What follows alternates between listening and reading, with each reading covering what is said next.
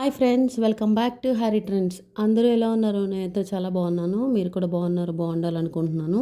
ఈరోజు మన వీడియోలో చిట్టి ముక్కల వెల్లుల్లి ఆవకాయని ఎలా చేయాలో చూపించేస్తాను. అప్పటికప్పుడు ఊరగాయ చేయాలంటే ఈ చిట్టి ముక్కల వెల్లుల్లి ఆవకాయ ఎంతో బెస్ట్. ఎందుకంటే ఇది చాలా ఈజీగా 10 మినిట్స్లో చేసేసుకోవచ్చు. ఎంతో టేస్టీగా ఉండే ఈ పచ్చడిని ఎలా చేయాలో నేను ఇప్పుడు చూపించబోతున్నాను. వీడియోని స్కిప్ చేయకుండా చూడండి. ఈ సమ్మర్ సీజన్లో మనకి మ్యాంగోస్ చాలా ఎక్కువగా దొరుకుతాయి కదా. రోజు మన డైట్లో కనుక వీటిని ఇంక్లూడ్ చేస్తే మనకి సి విటమిన్ అనేది చాలా ఎక్కువగా వస్తుంది. మన బాడీకి రెసిస్టెన్స్ పవర్ అనేది పెరగాలంటే సి విటమిన్ని మన డైట్లో ఇంక్లూడ్ చేసుకోవాలి.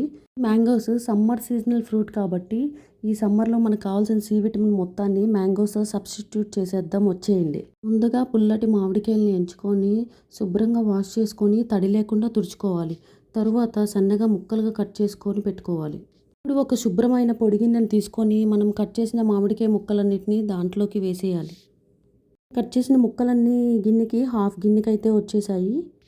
క్వాంటిటీ మీరే చూడండి. నెక్స్ట్ వచ్చేసి మా గుంటూరు కారం చూడండి, కలర్ ఎంత రెడ్గా ఉందో. ఈ గుంటూరు కారాన్ని 3 స్పూన్లు యాడ్ చేస్తున్నాను నేను. తర్వాత 3 స్పూన్ల సాల్ట్ని యాడ్ చేయాలి. నాకు మ్యాంగో పీసెస్ ఒక హాఫ్ బౌల్కి వచ్చాయి, అందుకే నేను 3 spoons chilli powder, 3 spoons salt తీసుకున్నాను. మీకు కనుక ఫుల్ బౌల్ మ్యాంగో పీసెస్ వస్తే 6 స్పూన్స్ తీసుకోండి. నెక్స్ట్ 3 టేబుల్ స్పూన్స్ ఆవాలు, 1 టేబుల్ స్పూన్ మెంతులు నీట్గా ఎండలో పెట్టేసుకొని అవి బాగా ఎండిన తర్వాత మిక్సీ వేసేసుకోండి.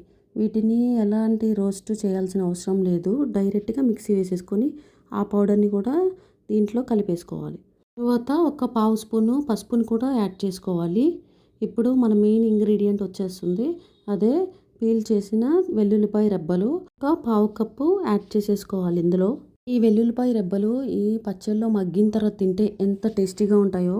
డైరెక్ట్ మిల్లు నుంచి తీసుకొచ్చిన వేరుశనగ పప్పు నూనె, అసలు ఈ స్మెల్ అయితే చాలా అద్భుతంగా ఉంటుంది.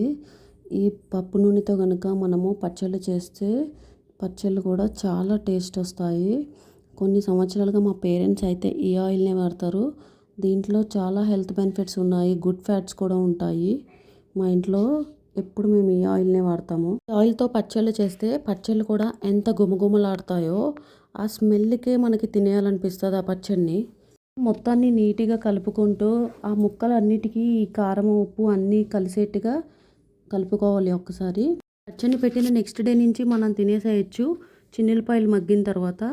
ఒకవేళ నాలాగా ఆత్రం ఆగక తినాలనుకుంటే చిన్నులపాయలని కొంచెం సైడ్కి పెట్టి ముక్కలు మాత్రం వేసుకొని తినేసేయచ్చు. ఒక ఎయిర్ టైట్ కంటైనర్లో కనుక నీట్గా మనం కనుక స్టోర్ చేసుకుంటే 1 మంత్ వరకు నిలవ ఉంటుంది. కానీ మీ ఫ్యామిలీ మెంబర్స్ 3 డేస్లోనే ఫినిష్ చేస్తారు, ఎందుకంటే ఈ పచ్చడి అంత టేస్టీగా ఉంటుంది. మెయిన్ ఆవకాయని పెట్టేంత వరకు ఈ చిట్టి ముక్కల వెల్లుల్లి ఆవకాయ టేస్ట్ని ఎంజాయ్ చేస్తారని అనుకుంటున్నాను. మీకు కనుక మన వీడియోస్ నచ్చినట్టయితే లైక్ చేసి మీ ఫ్యామిలీ అండ్ ఫ్రెండ్స్కి షేర్ చేయండి. ఇంకా సబ్స్క్రైబ్ కూడా చేసుకోండి. Bye friends, see you in another video.